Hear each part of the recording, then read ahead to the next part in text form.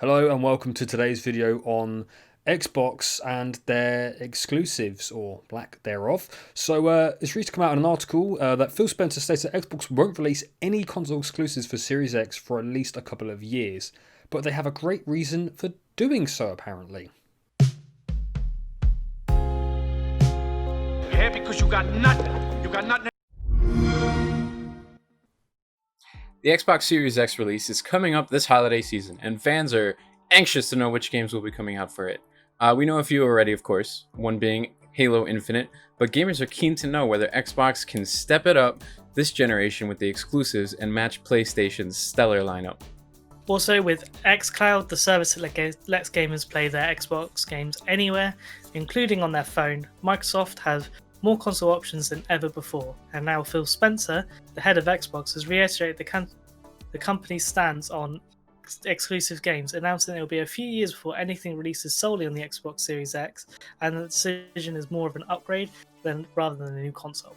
First thing I want to say on this is, it's easy to say about exclusives and them not being as big a deal or a focus of your company when you haven't got many to focus on anyway. I'm not really sure about Halo. Is it that big a franchise anymore as it used to be, like back in the Halo 2 days on the 360 and stuff? I think when they say exclusives, what they mean is exclusive for Xbox Series X rather than it's only going to be on Series X. So like they pretty much every single one of their games, including the first parties, are going to be on Xbox One and Xbox Series X. I think that's how it sounds when I'm reading the article. It's the question though, because if I'm not mistaken, like PlayStation will be doing the same for a while. They obviously have titles that are being developed now won't be coming out. They'll be developed for both anyway because it's still in the they have upgrade options, anyway, but it's still Sony exclusive. It's still PlayStation exclusive. It's not PlayStation 5 exclusive. It's PlayStation exclusive. They're not really giving a clarity. Really that yet. Yeah, they're not really giving a clarity on if this is Xbox exclusive, Xbox X exclusive, and just the same. They've never really had a huge viable lineup to begin with besides Halo and Gears of War. I can't really think of anything else that matters. Yeah, it seems like this is a distraction. Like, we haven't got any exclusives for that console. Well, actually, they meant to be saying that we haven't got any exclusives coming at all, but we're going to rephrase it and control the dialogue by saying, well, you won't have anything for that console. We're going to make it, turn a negative into a positive. Now, we're not going to lock you out of games on our new console. It's them just saying, it's rather than we've got no exclusives to make you want to buy a new console. They're just reframing the news, aren't they, I think? What do you got? We got nothing. I don't like the sound of that. Oh, we got nothing. Halo Infinite. I suppose, yeah, because obviously PC. But like Halo Infinite is going to be available only on Xbox, and if you have a PC, I suppose it's Microsoft exclusive. I suppose I should say, rather than just. That's the thing. Microsoft owns PCs. So you're never going to get truly Xbox exclusive. Xbox are kind of trying to make up for the lack of first-party exclusives by allowing everyone to kind of get onto their sort of platform. You know, they're not like where Apple, for example, lock people into their usual ecosystem. You know, if you've got an iPhone, you tend to have Apple products to match it. You know, so it seems like Xbox are going for the more open approach to allow anyone anywhere can just jump in a time and do whatever they want. Things like XCloud, it sounds great on paper, but as we know from Google Stadia, it's not really what we want. Not really working as we intend. And I think they kind of have to at this point. If the last generation proved anything, it's that Sony's got a grasp on the console platform, and Microsoft is kind of losing that grasp. They've steadily been declining since the 360, and I guess now is a great time for them to kind of generalize that and push towards PC players as well. It makes sense, but it still gives it kind of a weak threshold, especially if you have a PC, on why you would want to buy an Xbox Series X. I think it is aimed more at people who have an Xbox One. It's trying to be a bit more user friendly, so they don't have to go, oh, Halo Infinite's coming out, and then scrabble for the next console to be able to continue playing those games. That's something that's kind of a thing of the past. Like PlayStation's doing the same thing, so like that doesn't give them an advantage. Like quite a few games when the new console drops. Games will generally be on both of them for at least a year, and then they start dropping off.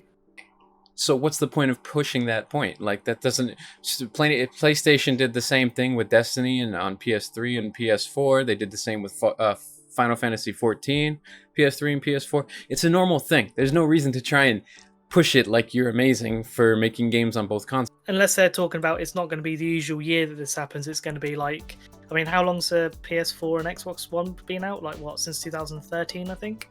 So unless they're saying for like, that's what I mean. So unless they're saying for the first half of the year's the console's life cycle, you're not going to get Xbox Series X exclusives. You're going to be able to get every single game for Xbox One and Xbox Series X at the same time. That is a big push, and that would put them off a good start. But it like Lou said, it comes down, and Abyss said as well, it comes down to those exclusives. They need to nail the games this generation, because that's where they tripped up last time.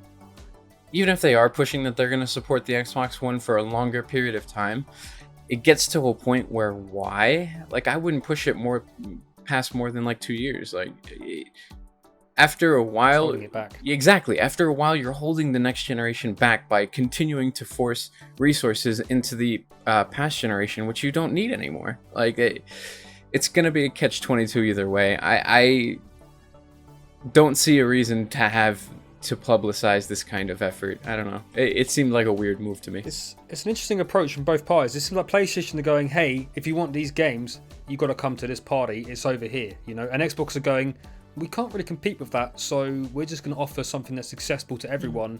That's making it seems like PlayStation is going for, if you want it, you got to come here. Whereas Xbox is going for affordability. Gaming is expensive these days, and they're going for a service that fits all. You know, you can dip in and out whenever you want. It seems like they're trying to get people into their service rather than onto their console sales. And it seems like they don't care about console sales. I don't know if that's maybe awareness from them, knowing that they just can't do as well in console sales anymore. They've kind of given up trying. So this is their new approach, just to try and be an appealing service. But I think gamers want a console. We want to play cool games on a cool console. Maybe that's just me, but it seems an odd approach from Microsoft, almost like tail between the legs from me, in my opinion. It's a bit of a strange stance. Dipping their toe in without putting the whole foot in, basically. Again, learning from last generation's mistakes, it makes sense. Like, PlayStation blew them completely out of the water when it came to 1 and 4. So this is probably for the best. And, you know, I think they realized that as well, because they continued making their Game Pass more open. So now they have a PC Game Pass, they have an Xbox Game Pass. They're trying to expand, and they have to, because they're losing the console battle. Yeah, I'm wondering if their plan is to make their service accessible now, get a good reputation for it, smaller, and then eventually, as their first party games start to come forward, then they can start saying, hey, if you want these games, they're on this service, and now we have competition. You know, it feels like they're kind of doing a slow build up to we haven't got this now, but we'll have later kind of thing. Yeah, I mean, it's not even. Seems like they're kind of. It's not even that. Clever, I think, but a shame. I think partly as well, Microsoft have been trying to fight the console battle with just the Xbox, and you sit there thinking, well, Microsoft is also PC, and I think they've sat there and gone, oh yeah, we got PC that we can compete with. And I think if they keep doing what they've been doing with Game Pass, so all the new Xbox games come out for PC as well, Sony, in my opinion, wish they don't.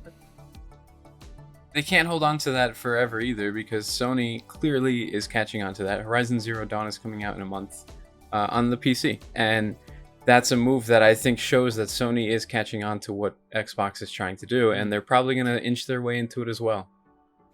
And from a publisher's standpoint and a developer standpoint, you want to make game sales. You want to make money off your game sales. So if your game's on a Game Pass, how does that affect their business compared to we're making loads of money on PS4 physical sales or PS5 physical sales, you know, and digital sales? Now, how does that affect their budget for making new games if your game is on a service like Xbox? I don't know how much Xbox paid to put on the service or what they get, but I'm assuming it's, if Xbox was selling very well, they wouldn't be doing this service. They wouldn't be trying to catch up with a service. I think services are good from two different points, because there's the one point where it's like, this game's too expensive, I'm not going to buy it. And there's the other point where it's, oh, I'll get the subscription so I can try the game out. And if I really like it, I'll keep going for that. So subscriptions definitely have their place in this market. I think it's become pretty clear with Ubisoft and EA, and every publisher on the planet is aiming towards having a service now, because games are getting expensive and it is more affordable in the end. So here's the real question then. If XCloud becomes a bigger thing and it's capable of doing what it is, when they're saying all games won't be exclusive to Series X, we're still going to let you play on Xbox One, will the Xbox One actually be playing it, or will it be streaming it through XCloud? Will it be an XCloud exclusive? So you can still play it on Xbox One, but not natively? Is that going to be how they're going to get around this, maybe? It's possible. That would make sense from a multiplayer standpoint at the very least. Pushing it towards single player games might be a bit too not cost effective. But like Jenkins said, what's the point of introducing an SSD for incredible load times and then forcing your player base to be held back by the older generation? So that's true. It's a good possibility. Yeah, XCloud would fix that, yeah. So who knows? Anyway, that's it for us today. That's the Xbox Series X exclusive kind of news. Comment down your thoughts on the video down below and on the topic as well in a whole. Yeah, for sure. Feel free to let us know what you guys think. If you agree, disagree. If not, like, subscribe, and we'll have more content in the future. Yeah, thanks for watching, and we'll see you soon. Bye. Goodbye. I got nothing and no one.